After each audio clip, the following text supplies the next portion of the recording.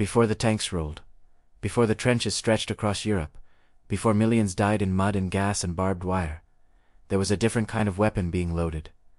Not guns, not bombs, something far more devastating. The machinery of economic warfare. World War I wasn't just fought with artillery and infantry, it was fought with blockades and bonds, with currency manipulation and resource starvation, with financial tools so powerful that they would reshape the global order long after the last shot was fired. Welcome to the Finance Historian, where money, power, and history collide. And nothing is ever as simple as it looks. When Archduke Franz Ferdinand was assassinated in Sarajevo in June 1914, most people assumed any resulting conflict would be short. After all, the world economy was more interconnected than it had ever been. Britain was the world's banker. Germany was Europe's industrial powerhouse. International trade was at historic highs. Everyone thought this economic interdependence made war impossible. Norman Angell wrote a best-selling book called The Great Illusion, arguing exactly this. War had become obsolete because it could no longer be profitable. He was spectacularly wrong. August 1914. War is declared, and the first casualty isn't a soldier. It's the gold standard. Within days, every major power suspends gold convertibility. Currency becomes paper-backed by nothing but government promises. Stock exchanges close across Europe. Credit freezes. The financial system that everyone thought made war impossible proves utterly fragile the moment war actually begins. And Britain immediately deploys its most powerful weapon. The Royal Navy blockade. The British blockade wasn't just about stopping German warships, it was about strangling an entire economy.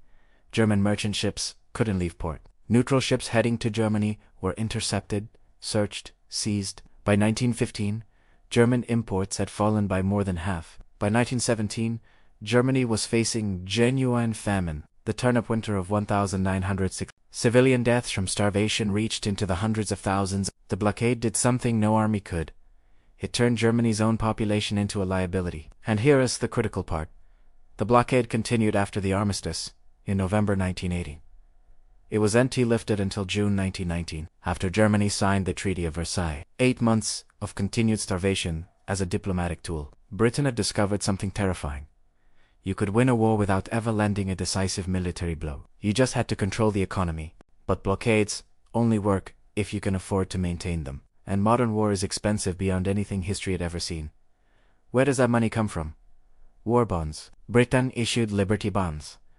Germany issued war loans. Everyone sold bonds to their citizens, promising repayment with interest once victory came. The amounts raised were staggering. Britain borrowed more money during World War I than it had accumulated in debt over the previous 2 centuries. Germany's debt exploded from 5 billion marks in 1914 to 160 billion by 1918. But bonds alone weren't enough. So governments printed money. Lots of it. The gold standard was gone, which meant there was no external constraint on money supply anymore. Inflation was the result. The cost of living in Britain doubled during the war. In Germany, prices quadrupled. This wasn't accidental. It was policy. Inflation acted as a hidden tax, eroding savings, transferring wealth from citizens to the state, funding the war machine through monetary debasement. And people didn't fully understand what was happening. They saw prices rise, but they blamed merchants or speculators, not their own governments, for deliberately destroying the value of their currency. World War I became a contest of industrial production, a race to see who could convert their economy into a war machine faster. Germany had a head start as Europe's leading industrial power, but it had a fatal weakness. No oil, limited rubber, insufficient nitrates for explosives. So Germany turned to science. The Haber-Bosch process allowed Germany to synthesize ammonia from nitrogen in the air, creating artificial explosives without imported nitrates. This single breakthrough kept Germany in the war years longer than should have been possible. Britain, meanwhile, controlled global shipping routes and could draw on the entire British Empire for raw materials. The result was total economic mobilization. Private industries were commandeered. Labor was directed by the state.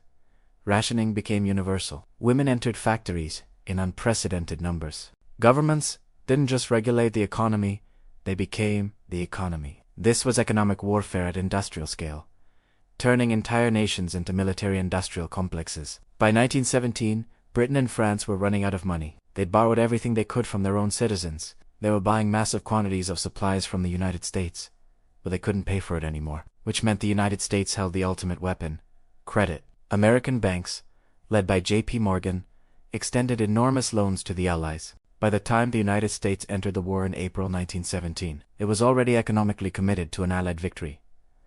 Because if the Allies lost, American loans would never be repaid. When Germany finally collapsed in 1918, it was Antipicas. Its armies were defeated in the field.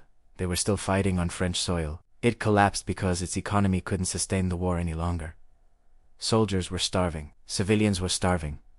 The currency was imploding. The economic weapons had done what military weapons couldn't. They broke the will to fight. November 11th, 1918. Armistice. But the economic war didn't end. The Treaty of Versailles imposed reparations on Germany so massive they were designed to cripple any future recovery. 132 billion gold marks. The result was predictable.